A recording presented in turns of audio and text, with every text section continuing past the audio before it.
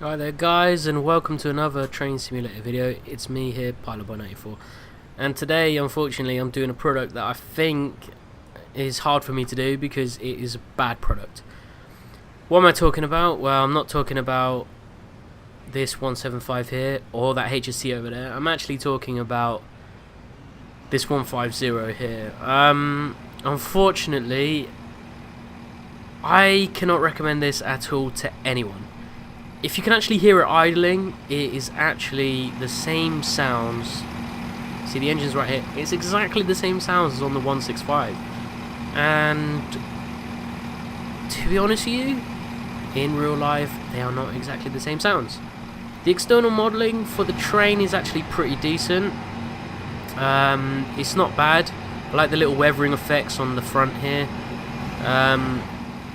Although I think the text is a bit off, but then again, that's nitpicking now.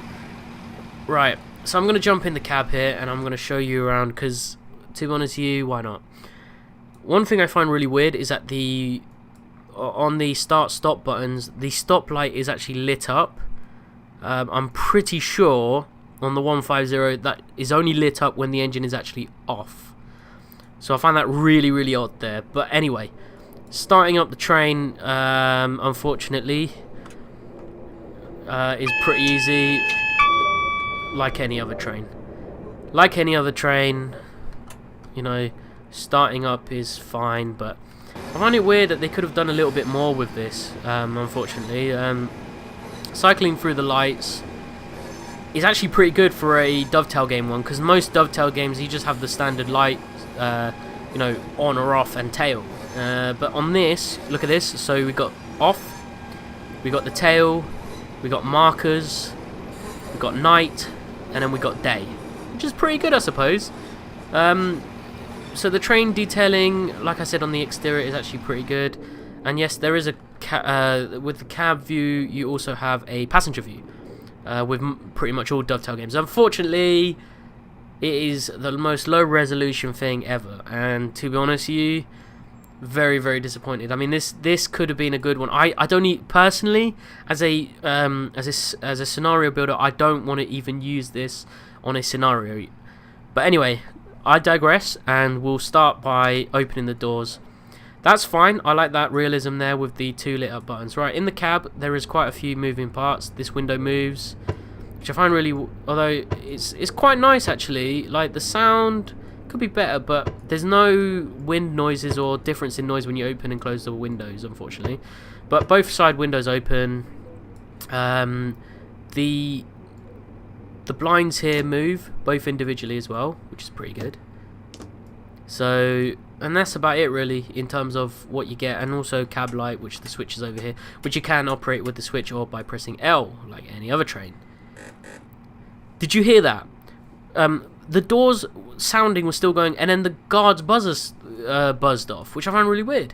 There's only two views in this cab, left and right, and what I like about the detailing in here is that you have the inside this box. You've got the detonators. There's a flag there, and you've also got the track circuit clips at the top. Which, to be honest with you, that's one of the things I always look at when it comes to cabs on Train Simulator. So the guard has given us a buzzer. We're going to travel as far as Filton today, and I'll buzz back. For whatever reason, I can't find the keyboard thing for this. So my biggest problem is with this, when it comes to driving, is the physics. Look at this. I'm on notch 3, and if you've been on a 1.5, look at this. It's going. I'm already up 25. How? Hang on a second. I'm at 25. Again, another problem. Look at this speedo. Look on the bottom display here.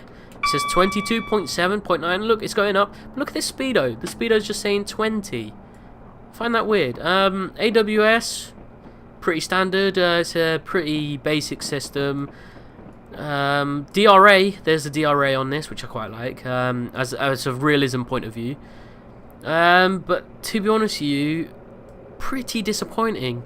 I mean, the texturing's quite nice. I like it. It's good texturing, but the physics on this are all wrong. But hopefully, fingers crossed, Armstrong Powerhouse do something about it. Whether they put an update on their 150, 153, 156 sound pack, or they make an enhancement pack for this particular unit, because in my opinion I do not want to drive this. I've bought this and I think it's a waste of money personally. Yes, it was only $7.99, but I don't know, I can't justify actually using this even as a AI train because of the sound. The sound is what puts me off actually using it as an AI.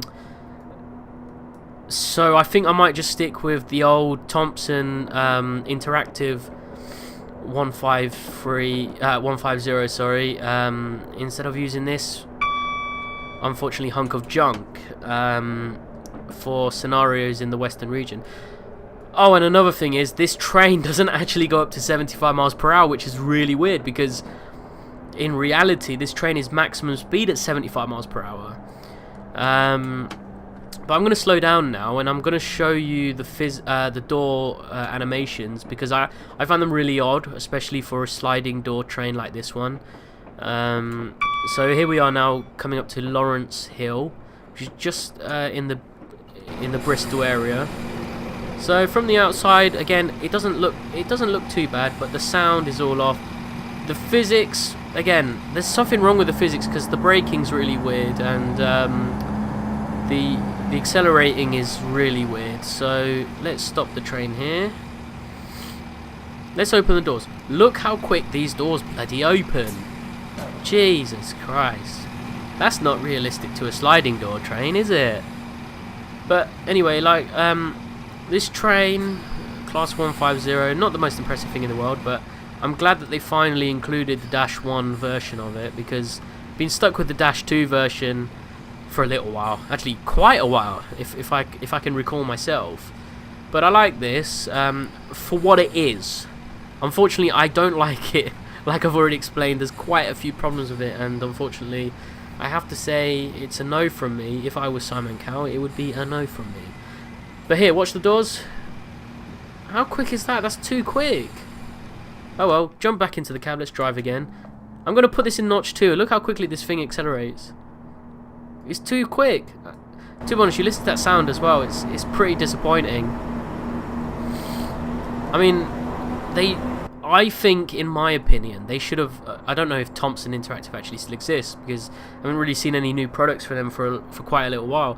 I think what they should have done is if they had the rights to the blueprints of the 150-2 from Thompson Interactive, they should have just, like, sort of cloned that and then just do the changes that they needed to do for the Dash 1 version.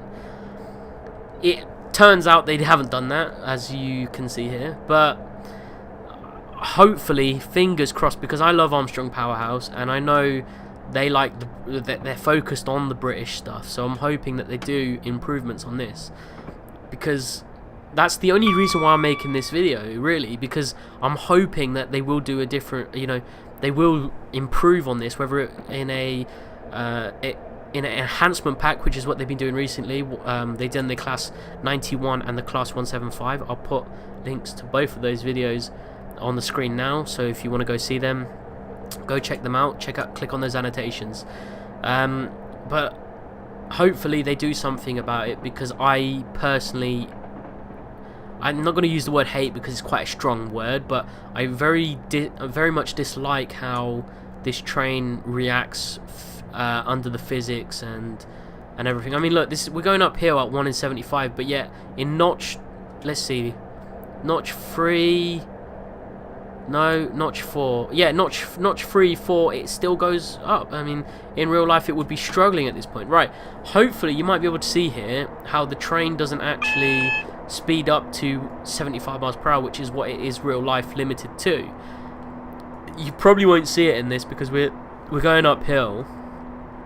But I just want you guys to know that I wouldn't recommend this product. As much as I love having more and more British units, I cannot recommend this product for the life of me.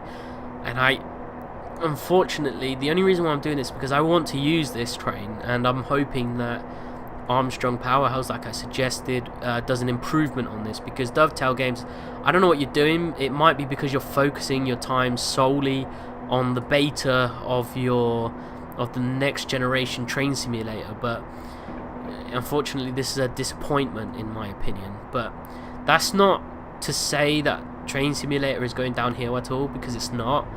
I think it's quite strong at the moment, and there are a few products at the moment that I think I question a little bit. But that's my own opinion. You don't have to believe what I have to say, but if you want to, you can. But as you can see there, the train didn't even get close to 75. It could have easily done it, especially since you saw the physics in terms of the acceleration power. And we're coming. You see how quickly this train is slowing down? It's so unrealistic. This should change in a minute. No, we got a red signal, so we're gonna stop. We might have to ask permission, but look at this. I couldn't even get it out of notch 2. It's a bit sticky, to be honest. Denied. Okay. So we're at this red signal. I don't know why it's not letting us go through. But like I said, it's a bit sticky. The rolling physics don't seem to be quite right. I mean, nothing seems to be quite right. I mean, I'm not a train driver by any means. I'm not. I know a little bit about railways, but again, I'm not a train driver, and I don't really know how realistic the trains actually feel. This is just my own opinion on it, based on my own travels on certain units and from what I know about Train Simulator. There you go. That's what I find weird. Look at that. The TPWS brake demand light didn't come on, which it should have done when you go through the TPWS there. But anyway, let's do this again. Let's get this into Filton Abbey Wood, and then we'll conclude the video. And guys, like I said, I'm going to leave a link to the product anyway. If you guys want to download it, I would not recommend it. Sound is off, because that's one thing, you know, about the 180 that I don't like, is the physics of the train.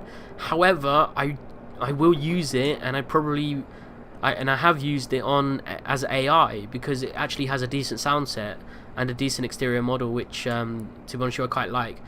But in the case of this particular train, unfortunately, I'm not even going to use this as AI. So Dovetail Games, up your game, please. I love your products, don't get me wrong. Your flight sim though has to, I think, because I'm a big flight sim person, I think that it should be worked on. But this has just been a little quick drive video. It's not a, you know, I don't really want to be saying that Dovetail Games is bad or anything, but this product on its own, I could not recommend it for people who are quite avid about Train Simulator. But unfortunately, it happens. So I'm going to leave the video here. I'm Pilot Boy 94, and I'll see you on the next one.